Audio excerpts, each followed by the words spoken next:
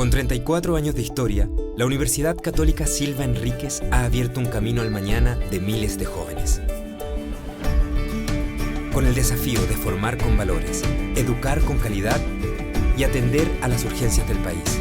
Con ese compromiso, la Universidad Católica Silva Enríquez ahora forma parte del Sistema Único de Admisión de las Universidades Tradicionales. Universidad Católica Silva Enríquez. Valores, calidad y vocación pública. Muy buenas tardes. Agradecemos a la Universidad Católica Silva Enríquez por su auspicio. Bueno, hoy día continuamos entonces con las clases de matemáticas centradas en la unidad de geometría, específicamente en lo que es el espacio cartesiano. Hoy día revisaremos principalmente lo que tiene relación con la distancia en el espacio, como les decía, en el sistema tridimensional. La clase anterior estuvimos revisando entonces algunos conceptos relacionados con el espacio cartesiano, principalmente lo que tenía que ver con los vectores, el cómo utilizar estos vectores para poder trasladar y también cómo sumar vectores que fueran tridimensionales. Y esto lo vamos a utilizar hoy día entonces en algunos aspectos para la clase de hoy. ¿Cuál es el objetivo? Determinar la distancia entre dos puntos en el espacio cartesiano. Eso es lo que vamos entonces a trabajar hoy día y vamos a ir viendo distintas habilidades en torno a este mismo objetivo. ¿Qué requerimos saber? Bueno, principalmente cómo ubicar puntos en el espacio cartesiano, que fue lo que revisamos hace dos clases. Y también vamos a trabajar el concepto de distancia, más que nada lo que se ha visto previamente en años anteriores y como siempre igual lo vamos a repasar para evitar las dudas mayores. Como les decía entonces, comencemos con el concepto de distancia para que no haya mayor dudas al respecto.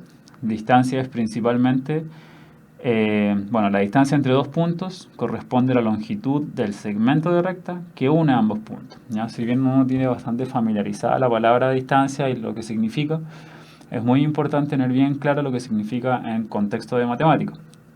En otras palabras, podemos decir que corresponde al camino más corto entre ambos puntos, ¿ya? ¿Por qué esto entonces?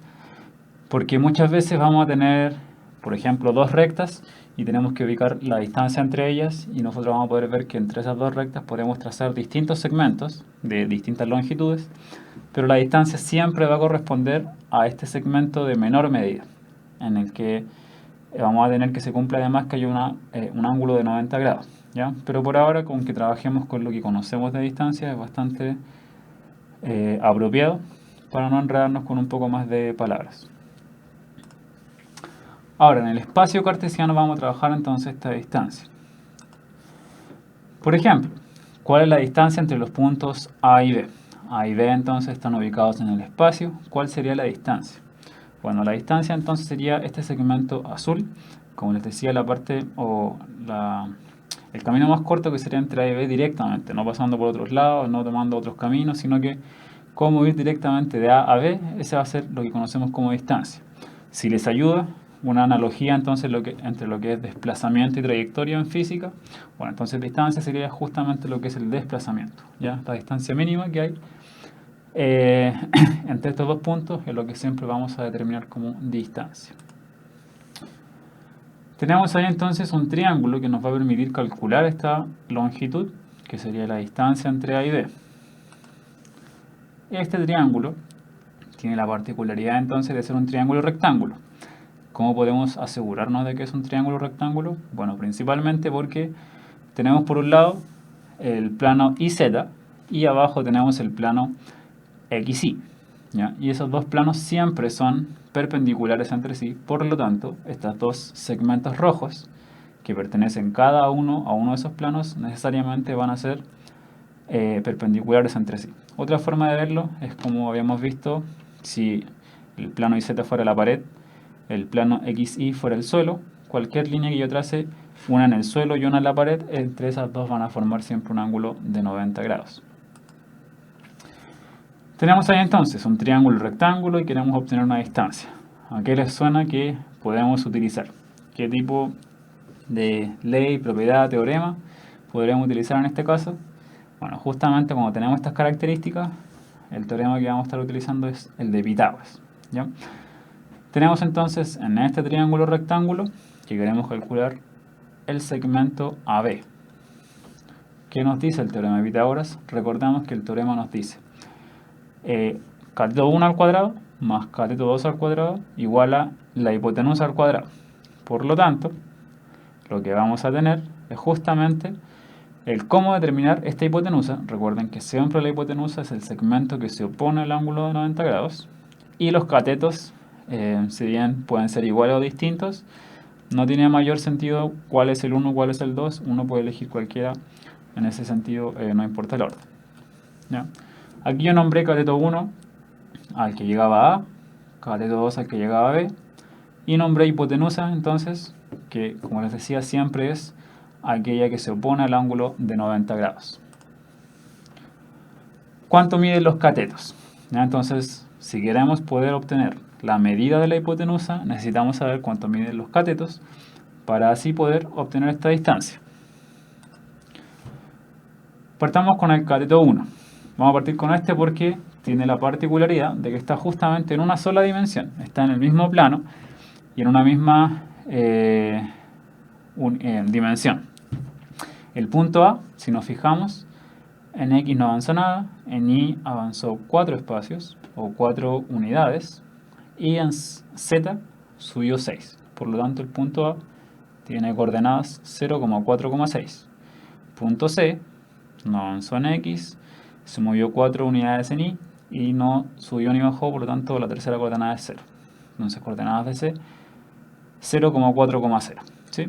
Entonces, ¿cuál sería la distancia entre A y C? Como nos podemos dar cuenta, la única diferencia entre las coordenadas entre A y C es la tercera coordenada. Ambos tienen misma abscisa y misma ordenada. Solo cambia entonces la cota. Por lo tanto, cuánto mide este cateto es cuánto mide entonces esa altura o ese segmento, que sería justamente 6. La diferencia entre el 0 y el 6 nos va a dar entonces esa longitud. Y eso es básicamente porque es una dimensión. Por eso entonces basta con poder restar estos dos valores, ya que las otras dos coordenadas son iguales. Así que cateto 1 es igual a 6. Cateto 2. ¿Sí? Ahora tenemos entonces el cateto 2. Si nos fijamos en este caso, ya estamos hablando de dos dimensiones, porque aquí no estamos a través de una misma recta o un mismo paralelo al eje X o al eje Y, sino que estamos con una combinación entre eje X y eje Y. Por lo tanto, lo que vamos a utilizar es el teorema de Pitágoras en este triángulo para poder calcular cuánto mide el cateto 2. ¿Sí? Ya, entonces, lo que tenemos es el cateto 2, el que está en rojo, y en naranjo tenemos los catetos de este nuevo triángulo. El cateto 2 de este triángulo nuevo es la hipotenusa. ¿Sí? Ojo ahí con los conceptos para no enredarse. Este cateto 2 es el cateto del triángulo grande, pero pasa a ser un triángulo más chico, entonces aquí esta pasa a ser la hipotenusa. Entonces calculamos cuánto mide el cateto 2. El de abajo va a medir 5, porque nos fijamos, tenemos 1, 2, 3, 4, 5 recuadros que simbolizan entonces las 5 unidades de distancia, y este cateto de acá mide 2 unidades. Entonces tenemos que el cateto 2, que es la hipotenusa de este triángulo, va a ser la raíz de 5 al cuadrado más 2 al cuadrado, ¿cierto? Por el teorema de Pitágoras, 5 al cuadrado más 2 al cuadrado es igual a este cateto 2 al cuadrado. Y ahí nos da entonces que ¿cuánto mide el cateto 2? Mide raíz de 29. Ojo entonces con esa deducción, no enredarse tanto con los nombres, tener mucho cuidado en cómo estamos trabajando con catetos e hipotenusas, porque ahí hubo un cambio entre cuándo es un cateto, cuándo es una hipotenusa. Obviamente depende de qué triángulo estamos revisando. Entonces calculamos el cateto 2, que va a medir raíz de 29. Y ahora ya tenemos lo que es este cateto 1, que mide 6, el cateto 2, que mide raíz de 29. Entonces, según el teorema de Pitágoras, como usamos recién, la hipotenusa es la raíz del cateto 1 al cuadrado más el cateto 2 al cuadrado. ¿Cuánto mide el cateto 1? 6. El cateto 2 mide raíz de 29. Elevo cada uno al cuadrado. 6 al cuadrado es 36. Raíz de 29 al cuadrado es 29. Si sumamos, 36 más 29 me da 65. Por lo tanto, la hipotenusa, que ahora estamos trabajando ya en 3 dimensiones, va a medir raíz de 65. Entonces ahí tenemos un método por el que podemos determinar esta distancia a través de los triángulos rectángulos correspondientes que fuimos armando. Es decir, no ocupamos nada que no supiéramos hasta ahora. Todo lo que usamos correspondía a o una simple longitud en una dimensión o al teorema de Pitágoras, que ya se ha revisado desde hace varios años. ¿Sí? Entonces ahí podemos obtener la hipotenusa, que sería la distancia entre A y B, que corresponde justamente a la raíz de 65. Ahora, la pregunta, ¿hay un método más corto para poder obtener esa distancia? ¿O tenemos que pasar por todo este proceso cada vez que queramos obtener la distancia entre A y B? Bueno, la respuesta es que hay una fórmula más simple. Ya nos podemos poner felices, ver que no tenemos que hacer todo este proceso cada vez que queramos obtener la distancia, porque vamos a poder entonces tener una fórmula que nos permita calcular esta distancia entre A y B sin tener que pasar por todo este proceso, ¿ya? Pero de todas formas es importante conocerlo, porque sin ese proceso uno puede tener mayores dificultades para entender de dónde viene esta fórmula. Entonces, ¿cuál es este método más corto? Bueno, vamos a demostrarlo. Si lo demostramos entonces, después ya no vamos a tener problema en poder utilizar la fórmula para poder calcular esta distancia. Entonces, para poder demostrarlo vamos a tomar 2 puntos cualquiera en el espacio, ¿ya? El punto A de coordenadas A1, A2, A3, punto B de coordenadas B1, B2, B3. Insisto, ambos en el espacio, puntos cualquiera, porque queremos demostrar. Entonces no podemos tener ninguna particularidad que nos impida generalizar los resultados. Vamos a determinar la distancia entre estos 2 puntos. Por lo tanto, sería el segmento de recta que une estos 2 puntos el camino más corto. Para poder hacerlo más sencillo, lo que vamos a hacer es visualizar, en este caso, un paralelepípedo que nos va a representar el espacio que hay entre estos 2 puntos, ¿ya? Eso nos va a hacer un poco más fácil de poder plantear lo que viene a continuación. Vemos entonces que entre estos 2 puntos existe un triángulo rectángulo. Un triángulo rectángulo entonces, rectángulo en C. Y vamos a ver entonces ahora cuáles son las características de C. Determinamos entonces las coordenadas de C. Por esto es muy importante hacer el ejercicio que ya hicimos un par de clases anteriores, que tiene que ver con cómo poder determinar coordenadas en el espacio sin la necesidad de tener el espacio cartesiano explícito, ¿sí? Veamos entonces, vértice C. Podemos notar que tiene la misma abscisa que el punto B. Ambos están a la misma cantidad de unidades a la derecha, ¿sí? Y ojo entonces con cómo está representado esto. Esta cara, recuerden que está en el mismo X. Por lo tanto, la abscisa de B y de C es la misma. Y por ende, si la abscisa de B es B1, la de C también podemos decir que es B1. Vemos que tiene la misma ordenada también, ¿sí? Ambos están igual de atrás, tanto el punto B como el punto C están igual de atrás en este paralelepípedo. Por lo tanto, la ordenada, que en el caso del vértice B es B2, va a ser la misma que en C, por eso también entonces es B2. Y nos falta la cota. La cota, ¿tendrá alguna relación con el vértice A o el vértice B? Bueno, entonces podemos fijarnos que la cota de C es igual a la del vértice A. Básicamente porque tanto el punto A como el punto C están abajo. Ambos están en el mismo nivel horizontal, es decir, ambos están, por así decirlo, en el suelo, ¿sí? Insisto, fijarse muy bien en esto porque podría parecer que C está más arriba que A. Pero recuerden que esto es solo para poder apreciarlo mejor, pero este paralelepípedo está puesto en el suelo, por así decirlo, por lo tanto el nivel entre A y C es exactamente el mismo. Ambos están a nivel de suelo. Entonces A3 también para C porque es la misma cota. Tenemos ya las coordenadas de C. Y ahora vamos a agregar otro triángulo rectángulo para hacer un ejercicio similar al que hicimos recién, que va a ser el triángulo que aparece acá en naranjo con el vértice D en ángulo recto.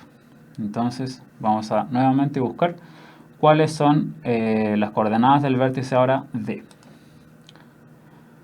Veamos entonces, primera coordenada, el X, ¿con cuál coincide, con cuál no coincide o a lo mejor no coincide con nadie? Vemos que el D tiene igual abscisa que B. Nuevamente, el vértice D está tan a la derecha como B y como C. Como está a la misma cantidad de unidades a la derecha, entonces quiere decir que la abscisa es la misma. Vamos por la segunda coordenada. Sería entonces la misma ordenada que A. Ambos están igual de adelante, ¿sí? El vértice A y el vértice D están los dos adelante, por lo tanto tienen la misma cota, perdón, la misma ordenada. Vamos ahora con la cota. ¿A quién tendrán igual la misma cota en el caso del D? Pensando que D también está en el suelo, bueno, justamente tiene la misma cota que A y que C, que corresponde a A3, ¿sí? Recuerden que A1, A2, A3, B1, B2, A3 son todos números fijos que no van variando. Entonces, A3 es la cota del vértice A, D y C, porque los tres están al mismo nivel horizontal en este paralelepípedo. Tenemos entonces las coordenadas de A, B, C y D, y ahora ya podemos trabajar sin mayores problemas para poder determinar cuánto es la distancia entre A y B. Recuerden que lo que estamos haciendo es demostrar esta distancia. Determinamos entonces las distancias necesarias para poder llegar a AB. AB es la hipotenusa de este triángulo en rojo, ¿sí? Con ese hipotenusa azul. Por otro lado, AC es la hipotenusa de este triángulo en naranjo. Entonces, vamos a ir de a poco. La distancia entre A y D. Entre A y D, si nos fijamos con cuidado, ¿en qué se diferencian A y D? Tienen ambos el A2 y ambos tienen el A3. Es decir, tanto la cota como la ordenada son iguales. Luego, la única diferencia que hay entre A y D es la primera coordenada. Nos podemos poner entonces en el lugar de que esto es solo una dimensión, misma línea. Por lo tanto, la diferencia entre sus respectivas abscisas nos va a indicar la distancia entre estos dos, ¿sí? ¿Cuánto hay de A a D? Basta con saber cuánto es A1 y cuánto es B1, y esa va a ser entonces nuestra distancia, ¿sí? Distancia entonces entre estos vértices va a ser la diferencia entre B1 y A1. Aquí no la voy a poner como valor absoluto, porque de todas formas estoy trabajando pensando en que hacia la derecha están los positivos, hacia arriba están los positivos y hacia adelante también están los positivos. Así que vamos a quedarnos más que nada con esa idea, ¿ya? Entonces B1 es mayor que A1 sí o sí, por eso al restarlos me va a dar una cantidad positiva que representa esta distancia. Tenemos ya entonces nuestra primera distancia entre A y D, que yo la nombré D, entre A y D, va a ser B1 menos A1. Veamos ahora CD. CD, si nos fijamos en qué se diferencian, solamente se están diferenciando en la segunda coordenada, ¿sí? Ambos tienen B1, ambos tienen A3, solo se diferencian entonces en la segunda coordenada. Como solo se diferencian ahí, también estamos trabajando aquí con una dimensión. Por lo tanto, la distancia entre C y D, que yo la nombré como D sub CD, va a ser la diferencia entre B2 y A2, ¿sí? Entonces nos va a quedar de esa forma la distancia entre C y D. Ahora, la distancia entre A y C. La distancia entre A y C podemos calcularla mediante el teorema de Pitágoras. Aquí ya no basta con restar un par de coordenadas, porque estamos trabajando en dos dimensiones. Entonces no es tan simple como en los casos anteriores. Utilizamos el teorema de Pitágoras. Como A es la hipotenusa del triángulo naranjo, tenemos entonces que esta distancia al cuadrado es igual a este cateto al cuadrado más este cateto al cuadrado, que es justamente lo que dice acá.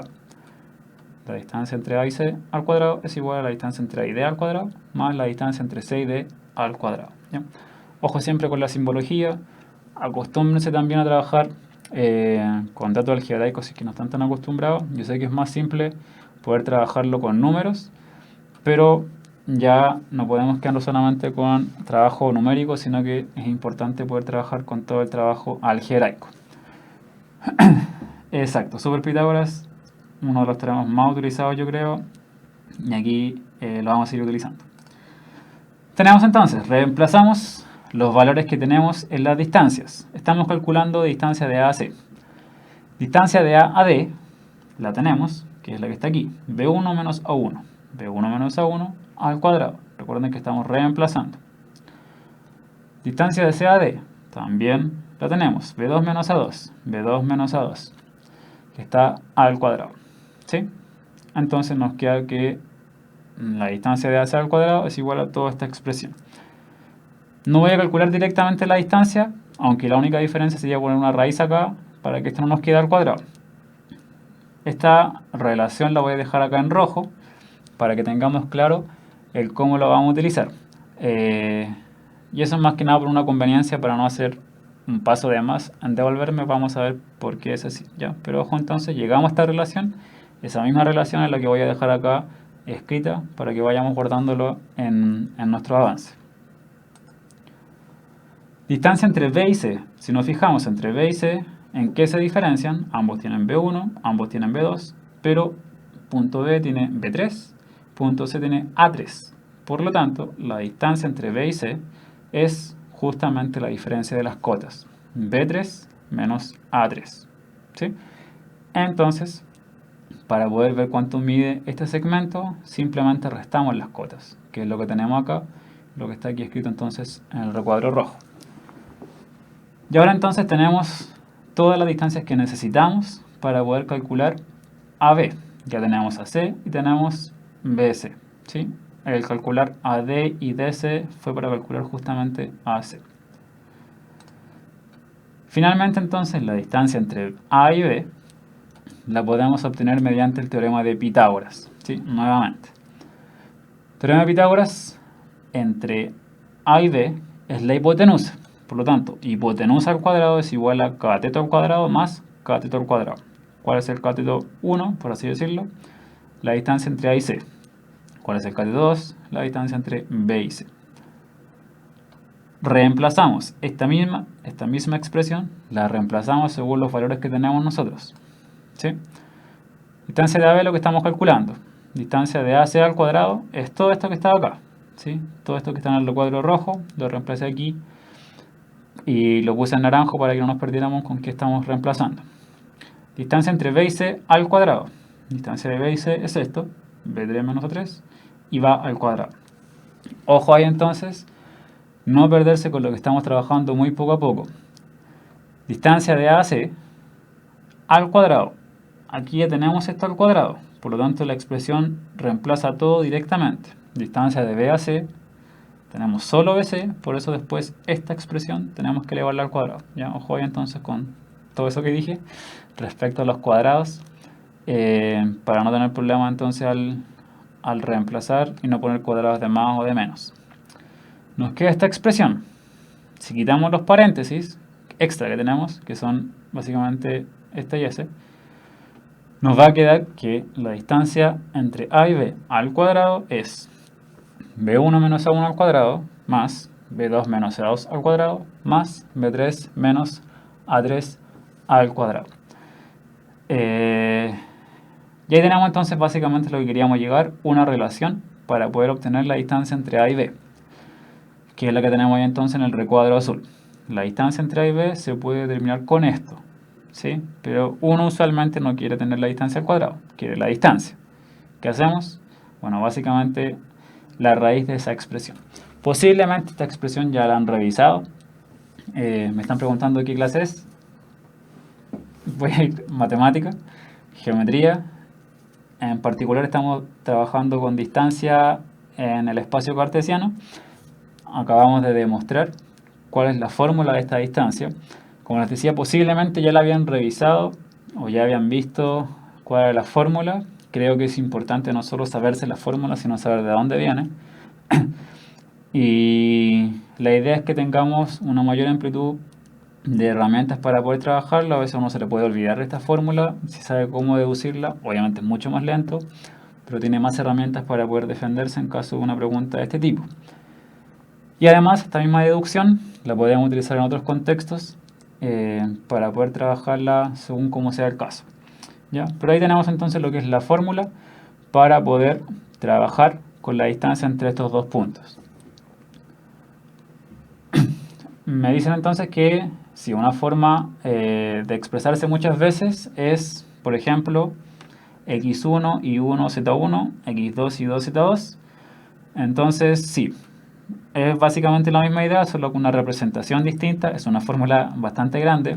Recuerden que es muy parecida a la fórmula del plano, ¿ya? Es casi la misma fórmula, solo que tenemos una tercera componente agregada, ¿ya? Si nos fijamos al sacar esto, eso es más o menos lo mismo que está en la fórmula de distancia entre dos puntos en el plano, ¿ya? Y se dan cuenta además, esto es solo ser ordenado.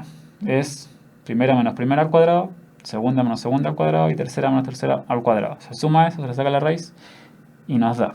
Es harto trabajo obviamente el cálculo, por lo mismo tengan mucho cuidado, no confundirse con los menos y con los más, pero en cuanto a orden, no es tan complejo, insisto.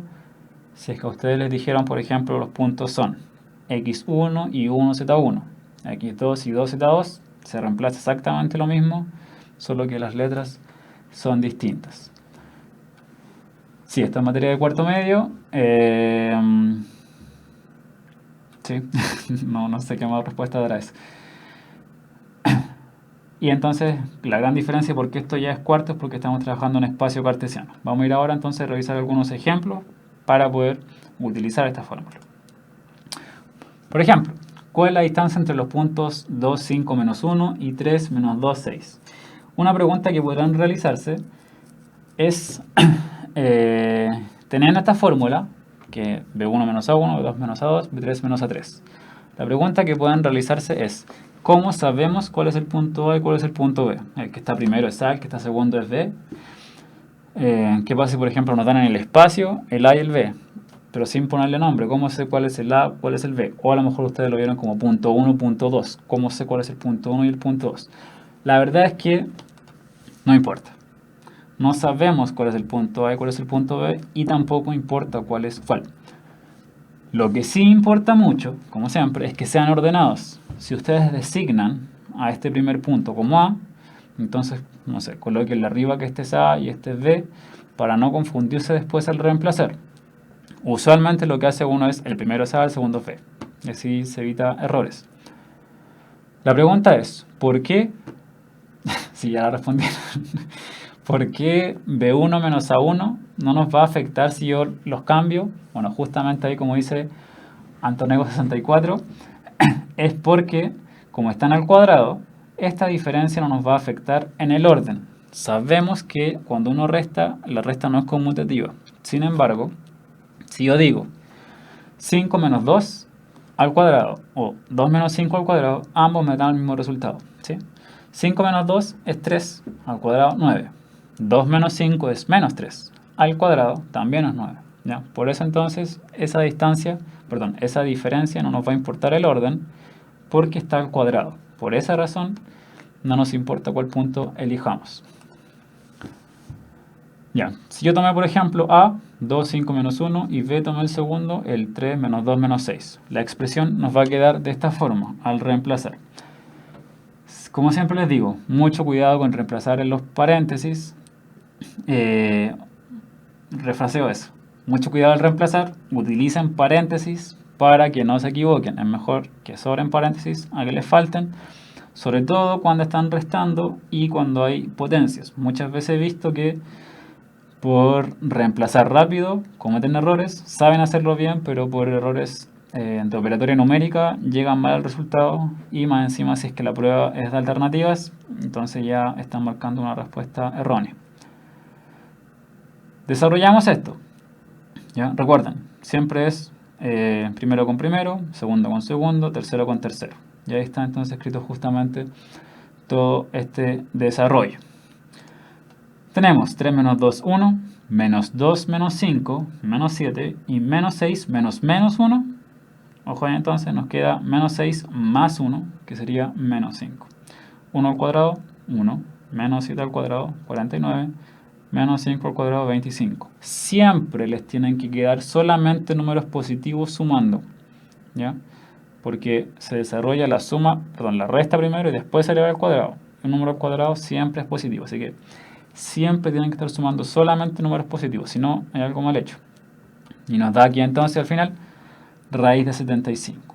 Por lo tanto, la distancia entre estos dos puntos es raíz de 75. Ahí ya va a depender de cómo trabajen en clases, si es que esto tienen que descomponerlo o dejarlo así. Eso en general depende del profesor o la profesora en cómo lo estén trabajando. Pero la distancia es raíz de 75 o 5 raíz de 3. Sí, 5 raíz de 3. ¿Ya? Pero como les digo, hasta aquí por lo menos está listo. Pero puede que en sus clases le estén pidiendo un poco más, a lo mejor en descomponer esta raíz. Entonces, tenemos los dos puntos. La fórmula de la distancia, como les digo, más que nada ser ordenado en cómo estamos trabajando, primero con primero, segundo con segundo, tercero con tercero. Veamos qué hubiera pasado si elegimos al revés. Si el A fuera este segundo punto y B fuera el primero. En caso de que a uno se le ocurra hacerlo al revés, porque le dieron ganas de hacerlo así, bueno, entonces esta expresión quedaría 2 menos 3 al cuadrado, 5 menos 2 al cuadrado, menos 1 menos 6 al cuadrado. ¿Sí? Cambió el orden respecto a lo que teníamos recién. 2 menos 3, menos 1. 5 menos 2, 7, porque nos queda 5 más 2. Menos 1 menos 6, menos 1 más 6, que es 5. Menos 1 al cuadrado 1, 7 al cuadrado 49, 5 al cuadrado 25. Y aquí, como vemos, el mismo resultado que teníamos anteriormente. Por lo mismo, llegamos a la misma raíz. Raíz de 75, mismo resultado, no afecta cuál es A, cuál es B. ¿Ya? Para que no se compliquen entonces, sí afecta que sean ordenados. Como se dan cuenta, es más que nada reemplazar y calcular, así que no debería haber mayores problemas con eso. Como siempre he insistido, la práctica es lo que va a ayudar aquí. Estoy muy consciente de que estos ejercicios son muy simples para lo que posiblemente les van a pedir, especialmente pensando en que mi número más grande aquí es 6 y son todos enteros. Por lo tanto, eso obviamente le agrega un nivel de facilidad que puede que no tengan. Practiquen la operatoria numérica con fracciones, practiquen la operatoria de raíces. Puede que eso sea lo que al final les dificulte más que la fórmula en sí. Ya para aquellos que están en cuarto, les queda solo el segundo semestre más corto. Y aprovechen las pruebas que les van quedando. Si son pruebas alternativas, bueno, prueba que sean, ¿verdad? El tiempo siempre va a ser esencial. Y como son más rápidos haciendo ejercicio, con práctica. Así que practiquen todo lo que sea necesario para que sean lo más rápido posibles al realizar operatoria numérica, sobre todo. Ya, sigamos entonces. Otro uso para la expresión de la distancia es poder determinar el módulo de un vector. En la clase pasada estuvimos trabajando lo que era vectores. Vimos las componentes principales, cómo poder trasladar, cómo sumar vectores. Vimos lo que era el módulo, pero nunca lo calculamos. Lo vamos a hacer ahora. Recordemos entonces que el módulo de un vector corresponde al tamaño de este vector. Entonces, en este caso, el vector u, ese que está en azul, la flecha, el tamaño de este vector va a ser el módulo, ¿ya?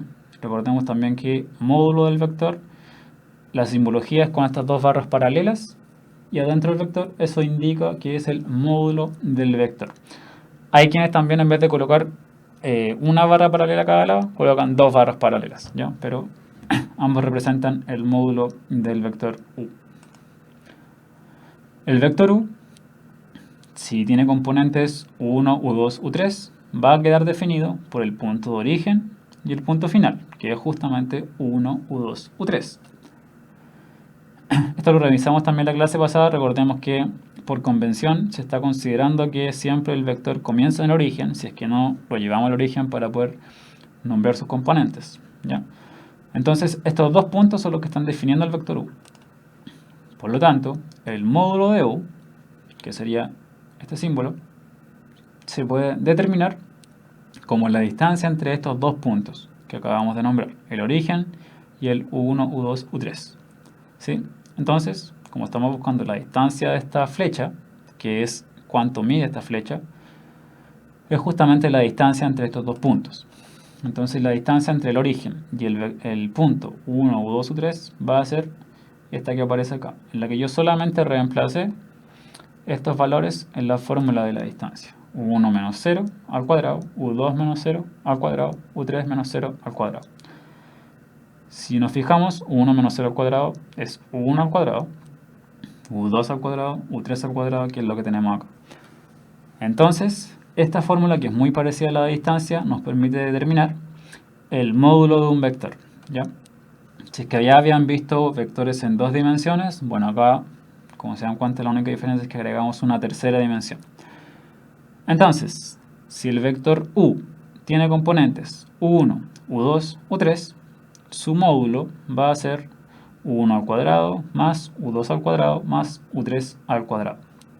Todo eso bajo raíz. Vimos entonces por qué, y es justamente porque tiene que ver con la distancia entre estos dos puntos, que corresponde a la longitud de este vector. Por ejemplo, ¿cuál sería el módulo del vector v? 2, 6, menos 4. Un minuto y revisamos para ver cómo estamos con el cálculo de esto, qué módulo les daría para este vector. 2, 6, menos 4.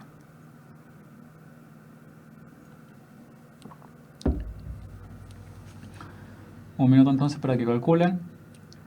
Lo revisamos. Como les digo, más que nada para soltar la mano con el cálculo. Pueden hacerlo mental. Y aprovechar de ir practicando todo lo que puedan. Lo he mencionado un par de veces. Recuerden que mirar una clase obviamente puede ser muy útil. Espero que sí lo sea. Pero donde está el principal motor de su avance es en la práctica. Especialmente en matemáticas, si no practican, es muy poco lo que puedan avanzar. Y ahí obviamente depende de la persona. Hay quienes con practicar un par de veces están listos y hay quienes requieren más práctica. Ustedes identifiquen en qué nivel están. Lo importante es que estén seguros de poder manejar con total propiedad lo que sea que estén revisando. Ya sea en este caso una fórmula o un concepto, pero es importante poder manejarlo sin problemas. Nos queda entonces el módulo de v, ¿sí? Del vector v, sería 2 al cuadrado más 6 al cuadrado más menos 4 al cuadrado. Estos positivos no los pongo entre paréntesis, más que nada porque sería redundante. Si los ponen, no hay problema, puede ser mejor incluso para no enredarse. Este sí o sí entre paréntesis, porque recuerden que no es lo mismo esto con o sin paréntesis. Es menos 4, ese número, al cuadrado.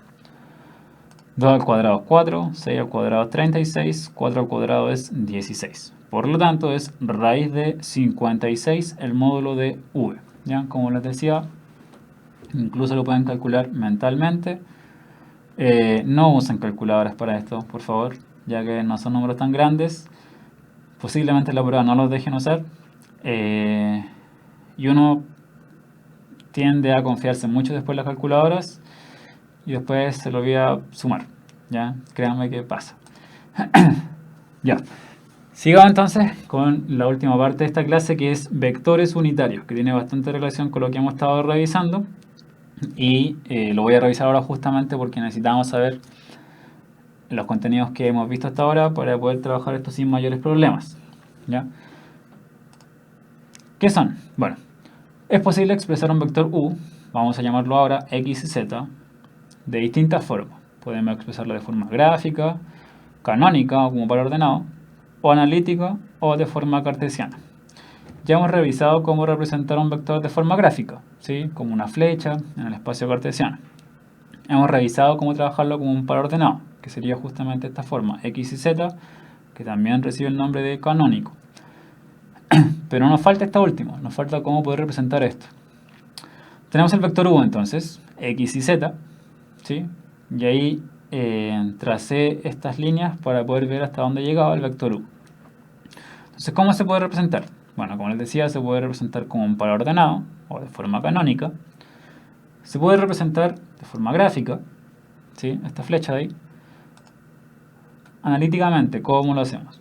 Bueno, ¿qué quiere decir analíticamente? Lo que quiere decir lo vamos a ver a continuación.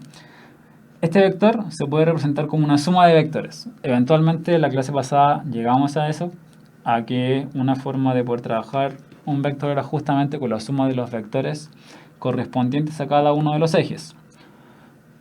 Vemos ahí entonces el espacio que determina mucho mejor este vector para poder saber hasta dónde estamos limitados.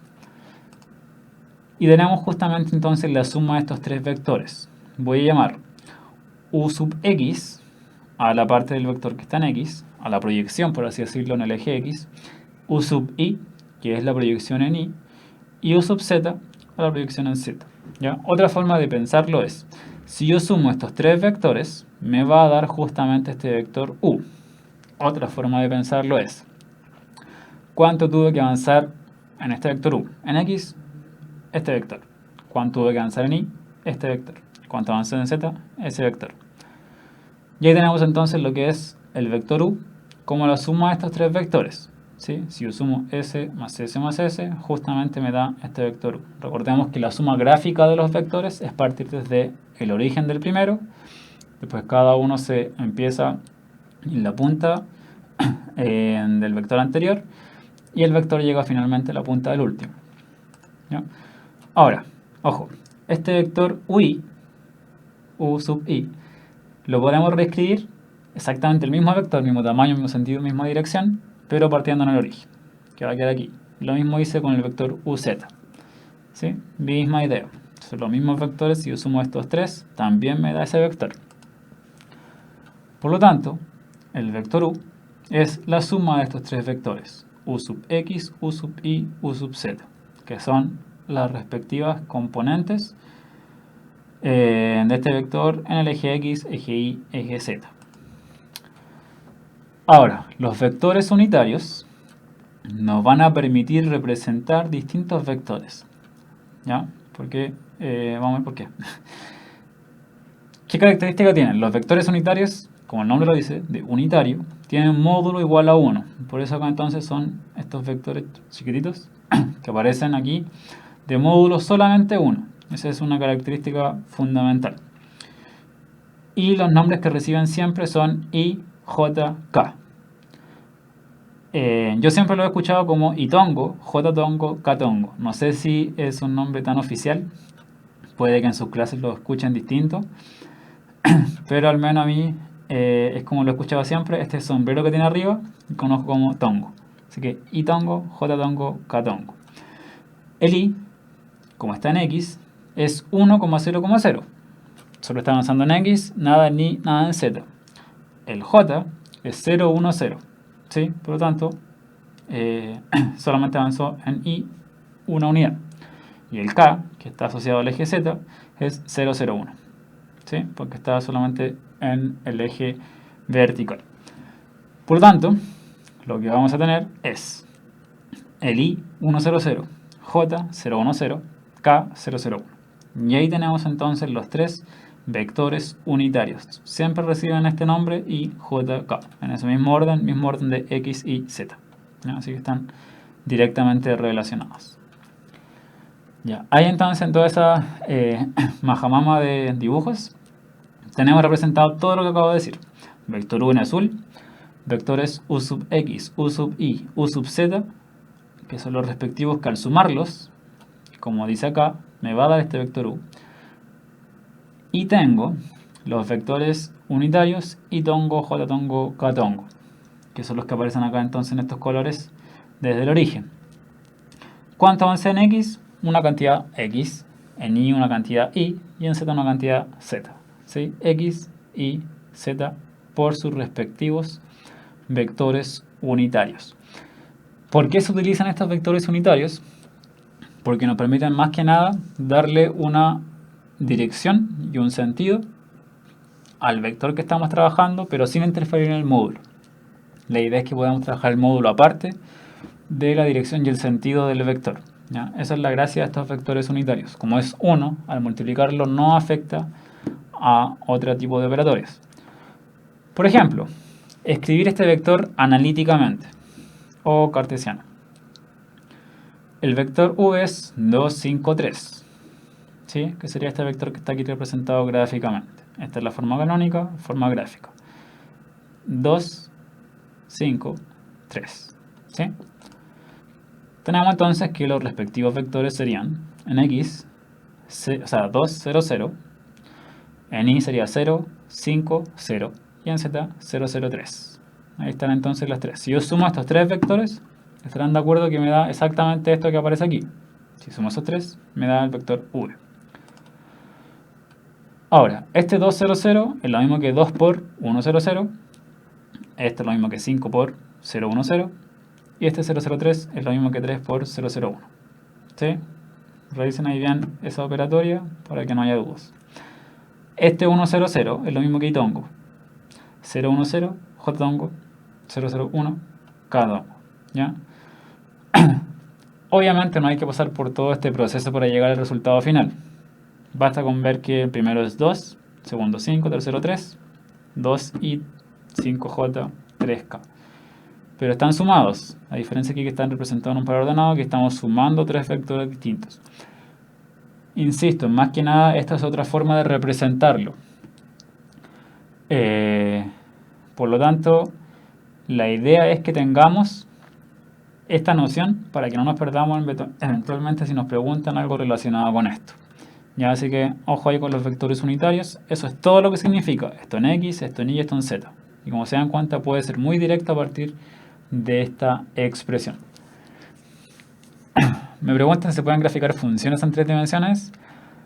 Sí, de que se puede, se puede.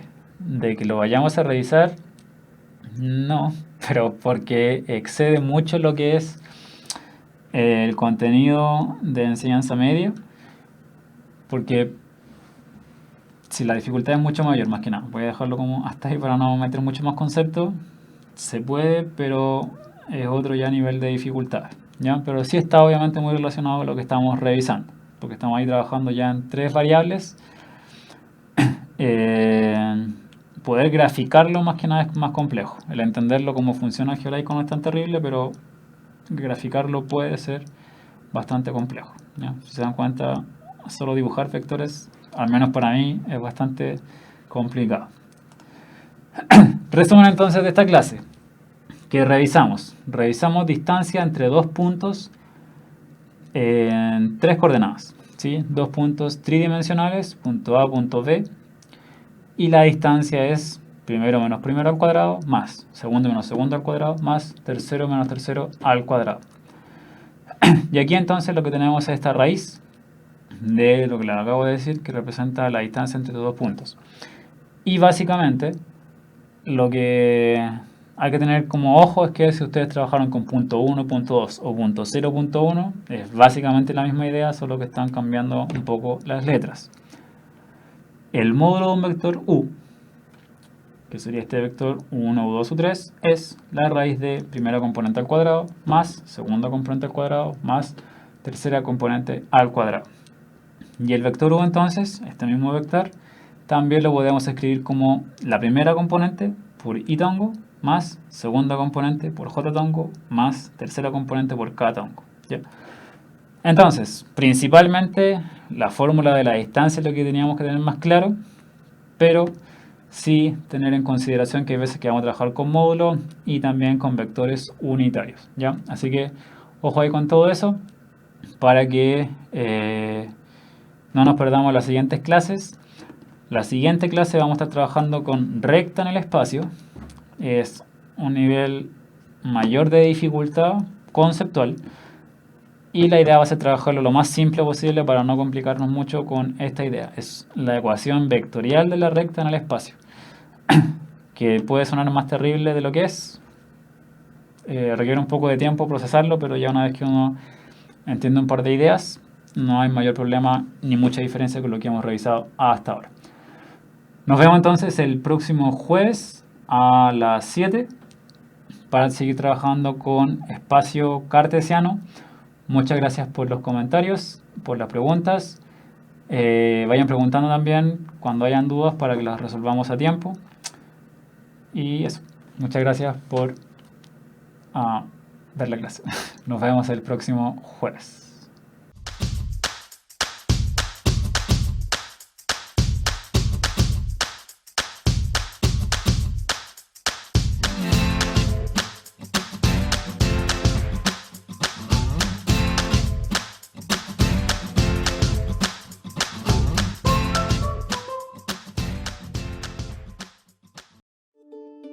Con 34 años de historia, la Universidad Católica Silva Enríquez ha abierto un camino al mañana de miles de jóvenes. Con el desafío de formar con valores, educar con calidad y atender a las urgencias del país. Con ese compromiso, la Universidad Católica Silva Enríquez ahora forma parte del Sistema Único de Admisión de las Universidades Tradicionales. Universidad Católica Silva Enríquez. Valores, calidad y vocación pública.